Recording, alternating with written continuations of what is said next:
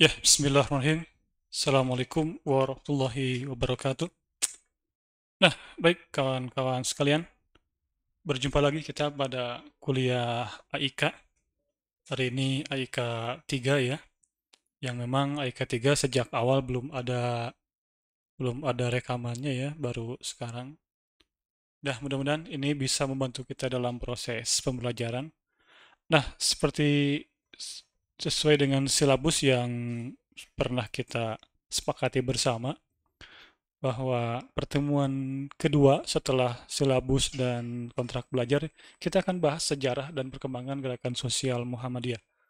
Nah, materi ini penting kita pahami karena memang dari sini kita akan memulai akan memulai sebuah kajian bagaimana posisi Muhammadiyah pada awal-awal berdirinya sampai sekarang. Nah, kira-kira seperti itu. Baik, kita lihat pada slide pertama dalam ini. Nah, ini adalah faktor subjektif dan faktor objektif mengapa Muhammadiyah berdiri dan lahir pada tahun 1912, pada waktu itu di Kauman, Yogyakarta. Nah, faktor pertama yang melatar belakangi berdirinya Muhammadiyah ya memang adanya Ahmad Dahlan itu sendiri. Jadi tanpa adanya Ahmad Dahlan, ya mungkin tidak ada Muhammadiyah.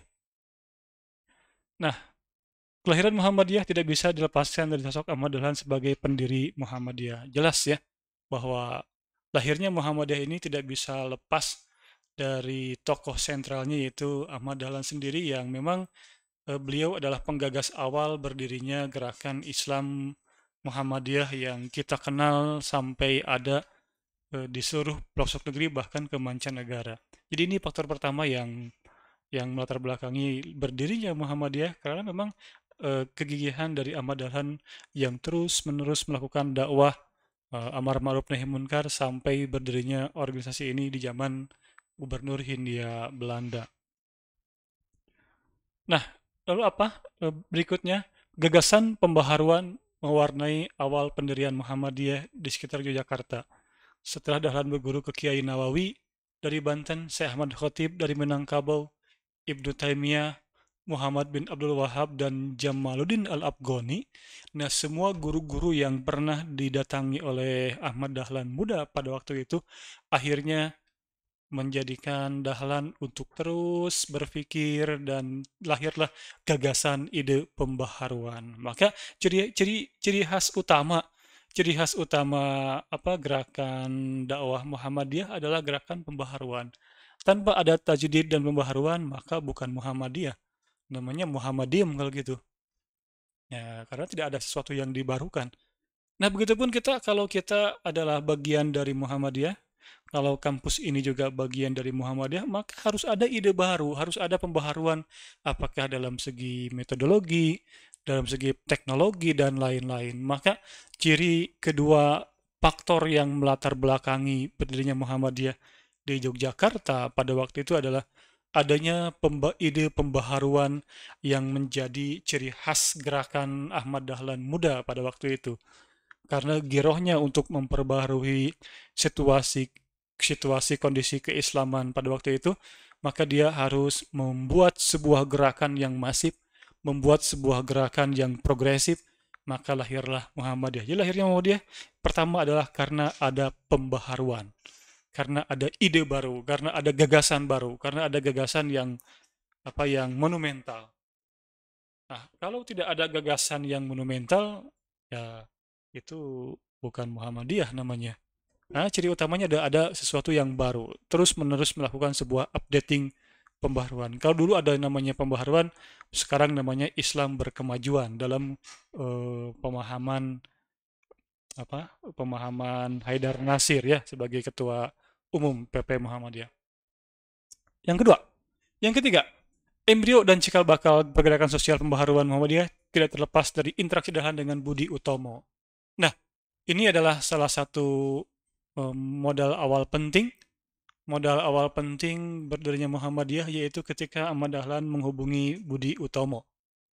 Meskipun pada waktu itu dia ditentang, meskipun pada waktu itu Dahlan muda dicibir karena dianggap Budi Utomo itu adalah kaum sekularisme atau identik dengan Belanda, identik dengan kebarat-baratan. Tapi di mata Dahlan tidak seperti itu, bahwa Islam itu harus berdampingan dengan ilmu pengetahuan modern.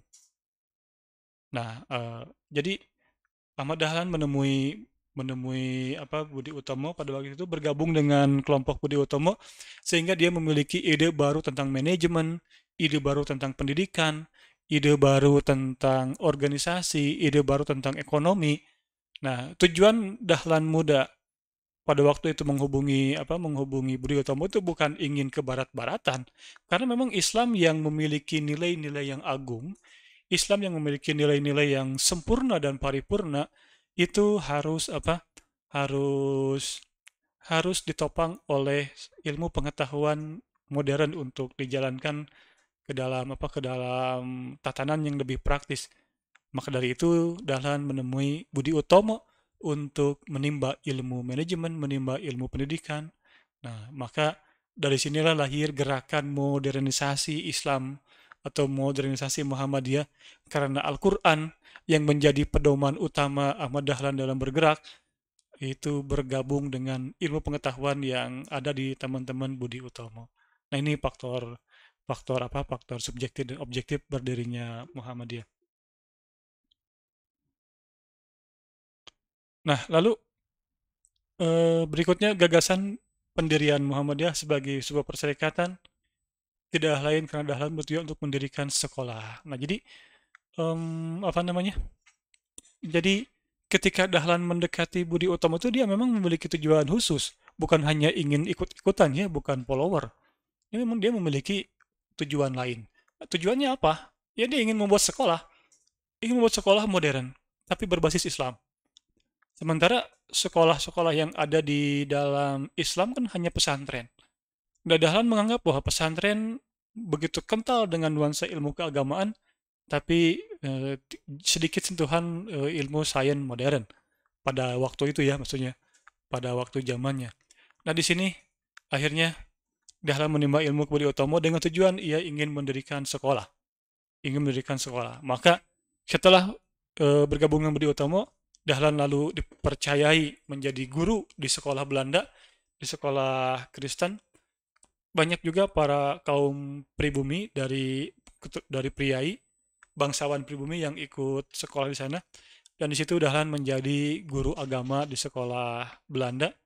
Di sekolah Belanda. Nah, setelah dia mengetahui bagaimana pengelolaan pendidikan dengan baik, bagaimana pengelolaan pendidikan dengan benar, maka Dahlan kembali ke masjid, dan musola atau langgar yang senantiasa ia gunakan akhirnya diduifungsikan menjadi sekolah.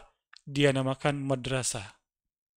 Madrasah adalah gabungan dari pesantren dan sekolah, menggabungkan dua keilmuan. Keilmuan agama yang diadopsi dari sistem kepesantrenan, dan juga keilmuan modern yang diadopsi dari sekolah-sekolah Belanda. Maka sejak itulah terjadi integrasi ilmu pengetahuan, terjadi interkoneksi ilmu pengetahuan antara pemahaman ilmu keagamaan dan juga ilmu sains modern.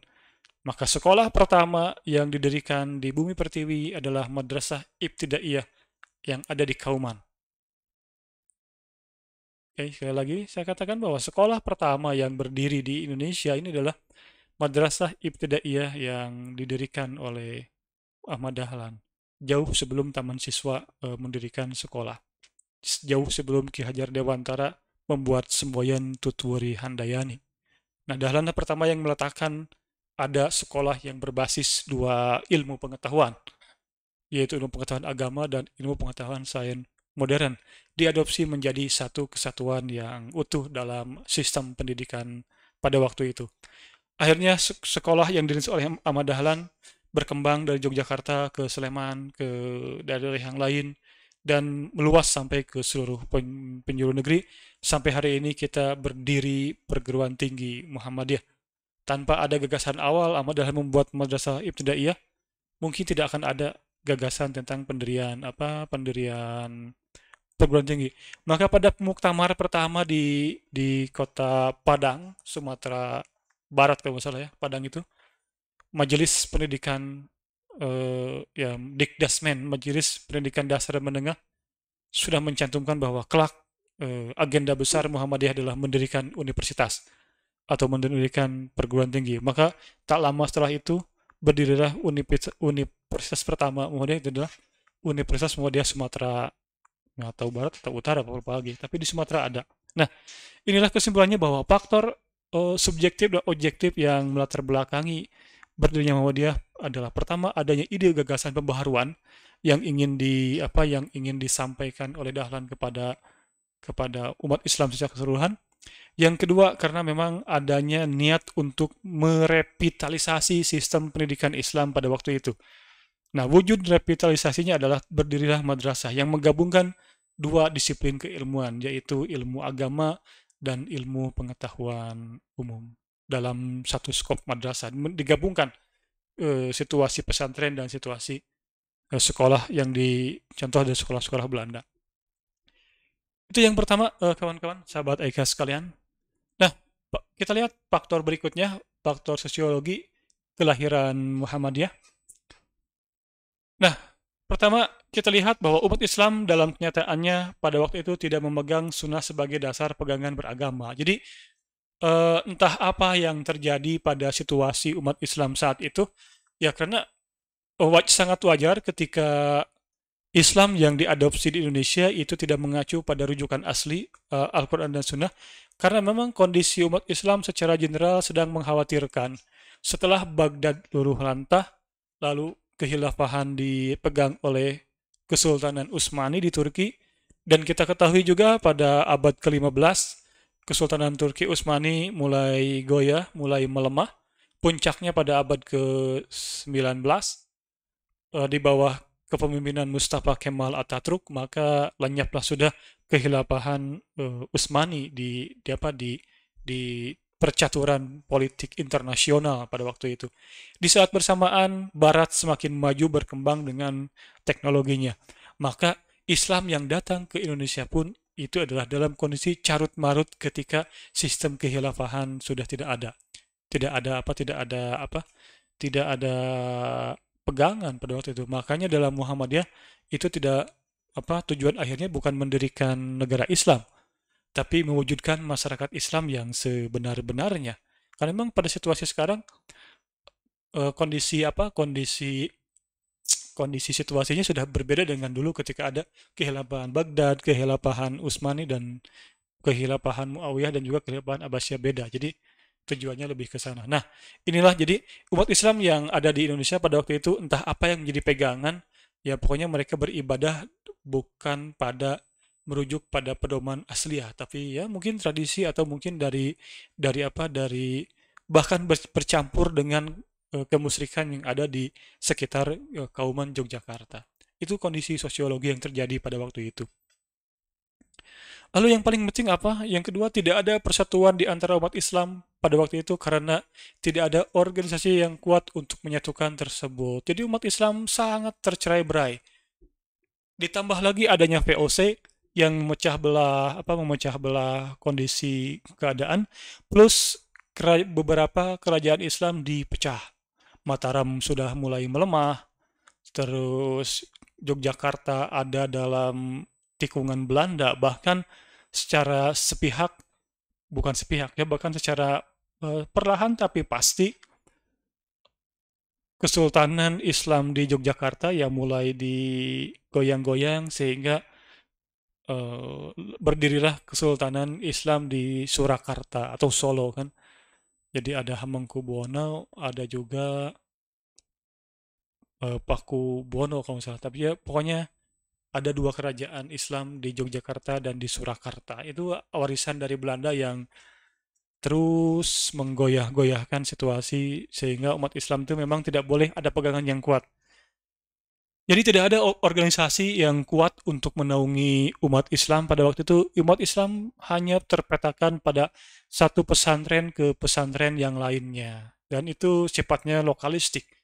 Sifatnya hanya parsial, tidak universal. Nah, itu yang terjadi pada waktu itu. Sehingga Dahlan melihat bahwa Ya kelemahan umat Islam karena ada penjajahan dan dia tidak memiliki apa? Tidak memiliki pedoman yang kuat, maka terjadilah pelemahan di berbagai bidang.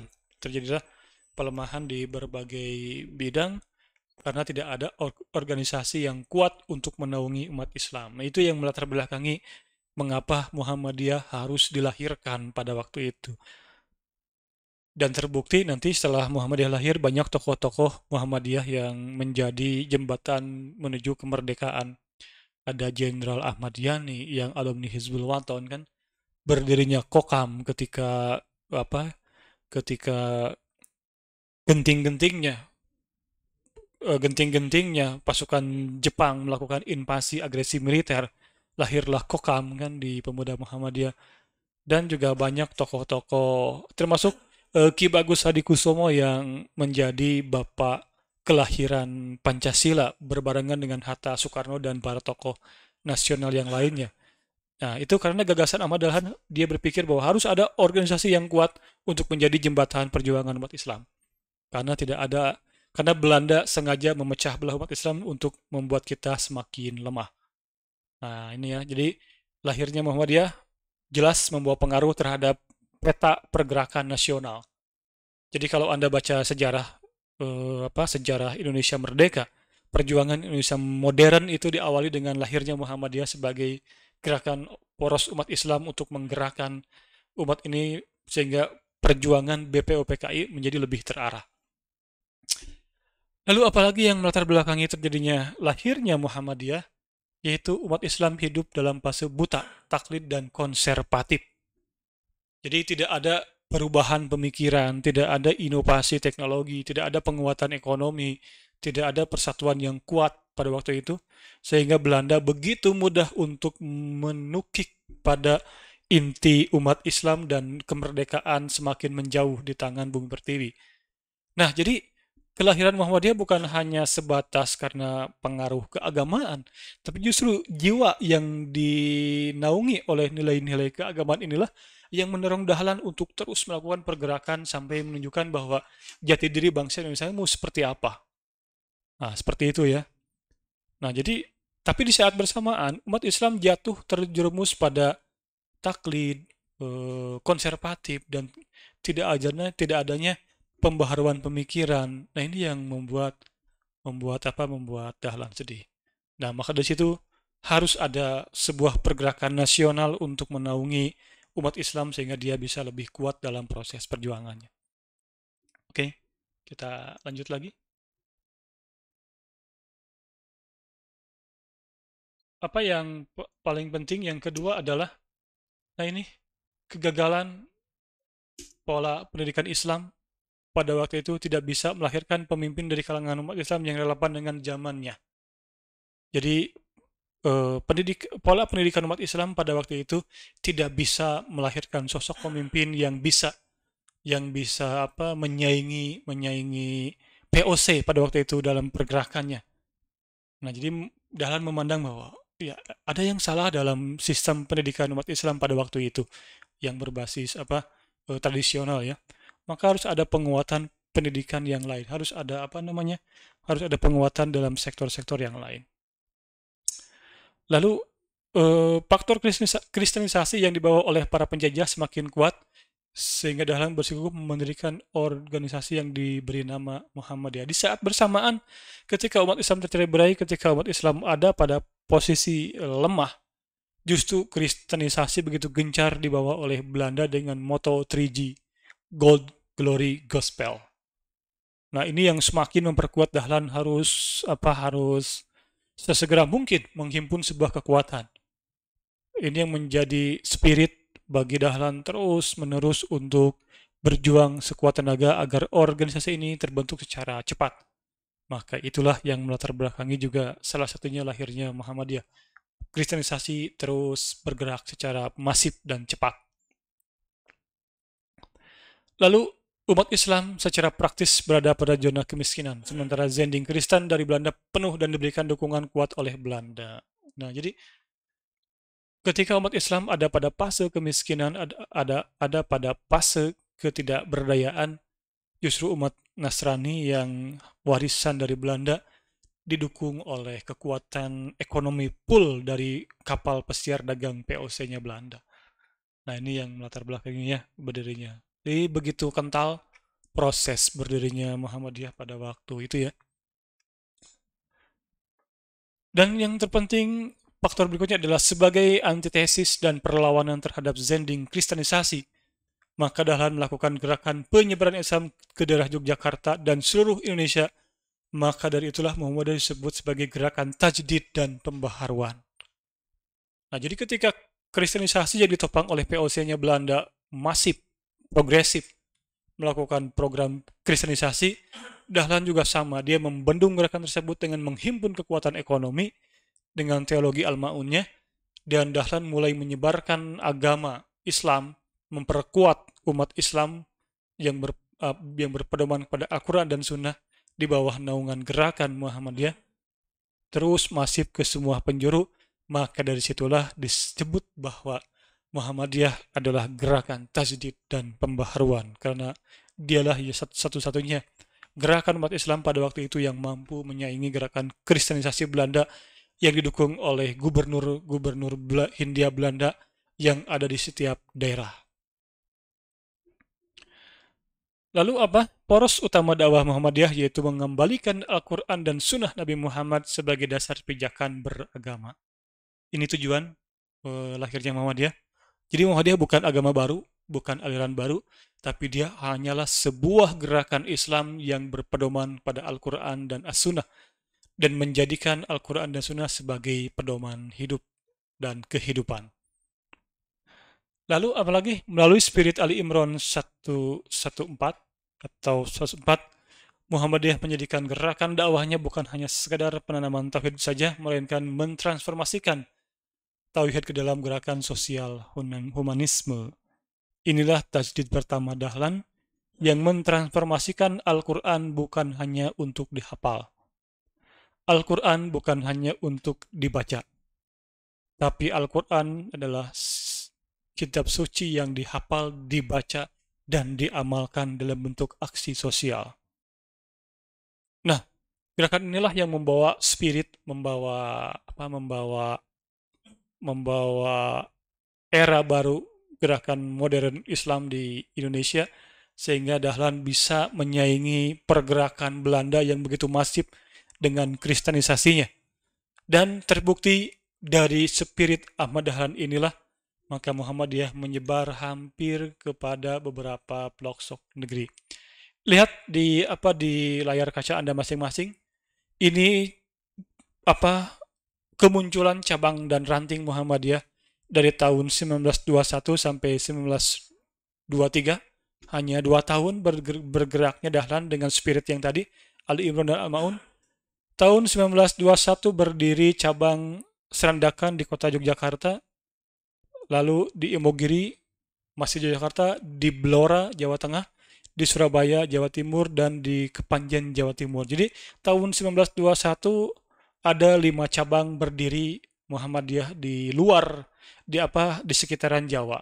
Ini begitu masif dan progresifnya Dahlan dalam mengemban amanah dakwah persyarikatan pada waktu itu. Lalu tahun 1922 bertambah lagi, ada cabang Surakarta di Jawa Tengah, Garut. Nah, ini Jawa Barat nih. 30 Maret 1922, Garut adalah kota pertama di Jawa Barat yang mengibarkan bendera Muhammadiyah. Nih, mana orang Garut nih ya? Tidak ada ya. Nah, ini jadi begitu masif pergerakan Dahlan. Jadi kalau di Garut itu tokohnya adalah Haji Mas Jamhari, berarti Haji Mas Jamhari bertemu ya dengan Dahlan. Dahlan belum wafat tahun segini. Nah, Garut kota tercinta di Jawa Barat, belum Bandung belum disebutkan ya. Cimahi can kasebutkeun, karek Garut kan ya. 30 Maret 1922 berdirilah cabang Muhammadiyah kota Garut di Jawa Barat. Lalu 9 Maret 1922 di Jakarta, lalu Purwokerto Jawa Tengah, Pekalongan Jawa Tengah berdiri, dan juga Pekanjeng Jawa Tengah, masih sekitar Jawa ya. Jawa Tengah mewarnai awal-awal pendirian Muhammadiyah. Lalu Purbalingga lahir Muhammadiyah tahun 1923, Klaten dan baru pulang. Nah, ini menunjukkan bahwa spirit Muhammad Ahmad Dahlan dalam menjalankan gerakan dakwah jamaahnya di Muhammadiyah menunjukkan sebuah hasil dan berhasil membendung kristenisasi di apa beberapa daerah yang ada di Indonesia. Oke, itu saja pada fase pertama kuliah kita dalam sejarah objektif berdirinya Muhammadiyah. Lalu kita masuk pada fase kedua, yaitu adalah spirit al-ma'un. Nah, ini spirit al-ma'un adalah spirit yang menjadi moto pergerakan Muhammadiyah. Ya. Nah, Ahmad Dahlan menafsirkan al-ma'un ke dalam tiga kegiatan, pendidikan, kesehatan, dan penyantunan, schooling, halting, dan recruiting. Jadi, ketika Dahlan membaca al-ma'un, maka dia tafsirkan makna al-ma'un menjadi tiga gerakan, yaitu gerakan pendidikan, gerakan kesehatan, dan juga gerakan penyantunan terhadap orang miskin. Fawailul lil musallin, allazina hum an salatihim sahun, allazina hum yura'un wa yamna'unal ma'un. Nah, itu kata kuncinya ya. Nah, jadi spirit al-maun inilah yang melatar belakangi Dahlan untuk terus berinovasi dalam dakwahnya sehingga lahirlah pendidikan, lahirlah rumah sakit, dan juga lahirlah lembaga pelayanan sosial atau panti asuhan. Anda bayangkan pada tahun dulu, sebelum Indonesia merdeka, Dahlan berhasil mendirikan PKU, Penolong Kesengsaraan Umat, atau sekarang menjadi rumah sakit. Tidak memiliki dokter, tidak memiliki perawat, tidak memiliki bidan, tapi Dahlan berhasil mendirikan rumah sakit. Karena beliau berhasil negosiasi dengan pemerintah Hindia Belanda. Tasjid yang berkemajuan pada waktu itu. Pedoman utamanya ialah konsep tauhid yang menuntut ditegakkannya keadilan sosial. Karena dilihat dari kacamata tauhid, setiap gejala eksploitasi manusia atas manusia merupakan pengingkaran terhadap persamaan derajat manusia di hadapan Allah Subhanahu wa taala. Jadi ketidakadilan sosial, penjajahan dan juga kesengsaraan yang akibat dari penjajahan itu tidak sejalan dengan prinsip tauhid. Maka tauhid membebaskan manusia dari belenggu kesengsaraan. Dari situlah lahir gerakan progresif sehingga Muhammadiyah mampu menghantarkan bangsa Indonesia menuju pada gerbang kemerdekaannya. Oke, selamat datang Pak Padel di room ini. Oke, kita lanjut ke slide yang lain. Nah, ini pokok ajaran Al-Ma'un. Pertama adalah perintah berbuat baik kepada sama manusia, terutama kepada anak-anak yatim, fakir miskin, yang merupakan kelompok orang-orang yang tertindas atau mustadafin. Ini pokok ajaran Al-Ma'un. Jadi, inti ajaran Al-Ma'un adalah bagaimana kita lahir kesadaran sosial untuk saling membantu, saling menolong fakir miskin berdasarkan nilai-nilai tauhid. Inilah yang ditanamkan oleh Dahlan sejak dini. Lalu inti ajaran Al-Ma'un berikutnya adalah tidak melupakan sholat, tidak melalaikan zakat dan lain-lain. Lalu tidak pamer dalam beribadah dan tidak kikir untuk beramal berbagi dengan sesama. Ini inti ajaran pokok-pokok ajaran Al-Ma'un yang digagas oleh Ahmad Dahlan. Inilah ciri khas utama Muhammadiyah. Dan berkat inilah maka Muhammadiyah terus berkembang sampai sekarang. Kita lanjut lagi. Nah, dalam konteks Muhammadiyah, Al-Ma'un memiliki arti yang sangat penting sebab menjadi landasan dasar dan spirit bagi lahirnya gerakan dakwah Muhammadiyah. Jadi dakwah Muhammadiyah itu memang dijiwai oleh spirit Al-Ma'un, dijiwai oleh semangat berbaginya sesuai dengan nilai-nilai yang terkandung dalam Quran surah Al-Ma'un. Wujud konkret dari gerakan mereka adalah pendirian beberapa panti asuhan, rumah sakit, lembaga pendidikan. Ini 3 lembaga yang sudah berhasil didirikan oleh Muhammadiyah. Lalu apa tugas kita ke depan? ya menyempurnakan apa yang sudah digagas oleh Muhammadiyah sehingga Muhammadiyah tetap eksis dan menjadi obor penerang bagi umat dan bangsa. Seperti awal-awal kelahiran Muhammadiyah yang mampu menghantarkan pada gerbang kemerdekaan. Ya tentunya dengan interpretasi kekinian. Jika kampus ini bermoto pada Islamic Technopreneur, maka pertanyaannya adalah jika mengacu pada spirit Dahlan adalah apa inovasi yang kita tawarkan kepada umat Islam sehingga umat Islam terbebas dari kemiskinan. Itu tafsiran Al-Ma'un kalau kita lihat dalam konteks Islamic Technopreneur. Lalu teologi Al-Ma'un memberikan kesadaran kepada umat Islam, terutama warga Muhammadiyah, bahwa ibadah ritual kepada Allah itu tidak ada artinya bila ternyata tidak bisa merepresikan dalam wujud kesadaran kemanusiaan seperti mendorong fakir miskin dan anak yatim. Jadi ibadah ritual, sholat, zakat, puasa itu masih belum cukup bagi kita kalau belum bisa menolong orang lain, fakir miskin dan mengangkat derajat kehidupan kemanusiaan. Maka alumni-alumni UMB ini yang bermotokan Islamic Technopreneur, dia harus memberikan wajah baru dalam dunia entrepreneurship dan harus bisa menjadi penyelamat umat Islam terutama di bidang ekonomi dan bisa jadi nanti semua orang bisa tergantung kepada kita karena kita bergerak di bidang entrepreneur dan kita menjadi obor kehidupan bagi seluruh umat manusia. Oke, kita lanjut lagi. Tauhid Al-Ma'un merupakan gerakan sosial kemasyarakatan yang berorientasi pada nilai-nilai kemanusiaan. Jadi jelas pola gerakan Muhammadiyah itu berpacu pada humanisme yang dinaungi oleh nilai-nilai tauhid.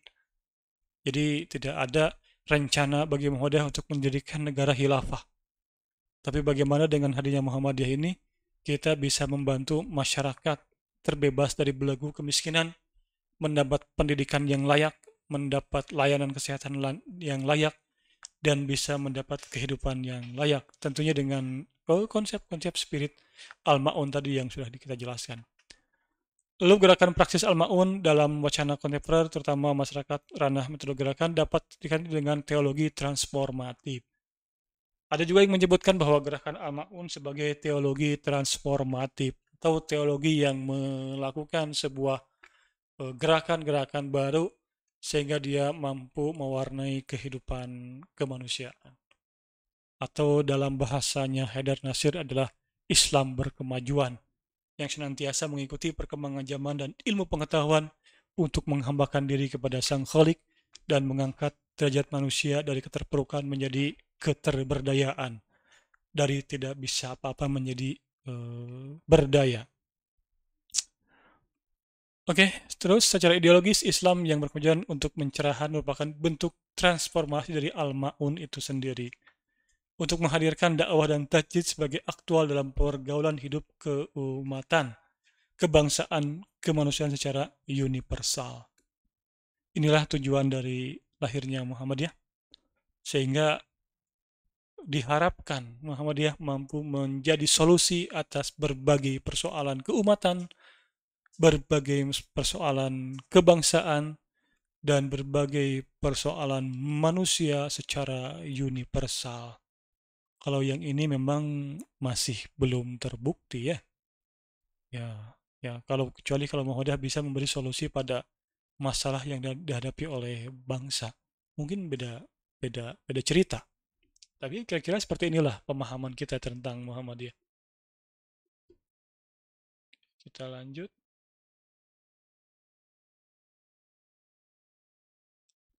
Nah, di sini transformasi Islam bercorak kemajuan dan transformasi Islam bercorak kemajuan dan pencerahan ini merupakan wujud dari ikhtiar meneguhkan dan memperluas pandangan keagamaan yang bersumber pada Al-Quran dan As-Sunnah dengan mengembangkan ijtihad di tengah tantangan kehidupan modern abad 21 yang sangat kompleks. Nah ini ya, jadi diharapkan bahwa dia mampu mentransformasi diri menjadi gerakan Islam yang mampu memberikan solusi bagi kehidupan manusia di abad modern. Lalu, dalam pandangan Islam yang bersifat transformatif itu, ajaran Islam tidak hanya sekedar mengandung seperangkat ritual ibadah dan hablum minallah semata, tapi justru peduli dan terlibat dalam memecahkan masalah konkret yang dihadapi oleh manusia. Jadi dalam pandangan Muhammadiyah, ibadah mahdoh yang bersifat ritual wajib itu hanya itu adalah hanya sebatas pada kewajiban kita sebagai makhluk Allah. Tapi keislaman itu belum sempurna ketika kita tidak bisa mewujudkan hablum minallah menjadi sebuah gerakan nyata dalam kehidupan. Di mana dengan posisi kita sebagai hablum minallah bisa memberikan solusi-solusi praktis atas berbagai masalah yang dihadapi oleh keumatan dan kebangsaan ini. Inilah cita-cita luhur dari spirit lahirnya Muhammadiyah yang digagas pada tahun 1912 oleh Kiai Haji Ahmad Dahlan, tetap tidak pernah berubah. Terjadinya transformasi diri dari tauhid spiritualitas menuju tauhid transformatif yang bisa mengangkat derajat kehidupan manusia dan menyelesaikan masalah-masalah kehidupan. Oke. Terakhir, yang ingin Bapak sampaikan dalam pengantar kuliah YouTube ini, kawan-kawan lihat bahwa teologi Al-Ma'un atau teologi amal yang bercorak praktis, yang menghadirkan Islam sebagai agama amaliyah, yang membawa pada pencerahan yaitu membekas, memberdayakan, memajukan kehidupan khususnya kaum du'afa dan kaum mustad'afin. Ini yang terpenting bahwa teologi amal yang disarikan dari Al-Ma'un itu harus mampu membebaskan, memberdayakan, dan memajukan kehidupan manusia. Maka spirit Islamic Technopreneur tidak jauh dari spirit teologi amal yang disarikan dari teologi Al-Ma'un Ahmad Dahlan. Jadi, tujuan akhir dari entrepreneur yang dimaksud oleh universitas ini adalah mampu membebaskan, memberdayakan, dan memajukan kehidupan kaum du'afa dan mustad'afin. Kaum du'afa itu adalah kaum lemah, mustad'afin adalah kaum miskin. Itulah tujuan akhir dari Islamic Technopreneur. Oke, kawan-kawan, itu saja pengantar kuliah yang bisa Bapak sampaikan. Silahkan simak baik-baik video ini. Akan kita lanjutkan nanti pada kuliah sesuai dengan jadwalnya masing-masing. Billahi bisabil haq fastabiqul khairat. Assalamualaikum warahmatullahi wabarakatuh.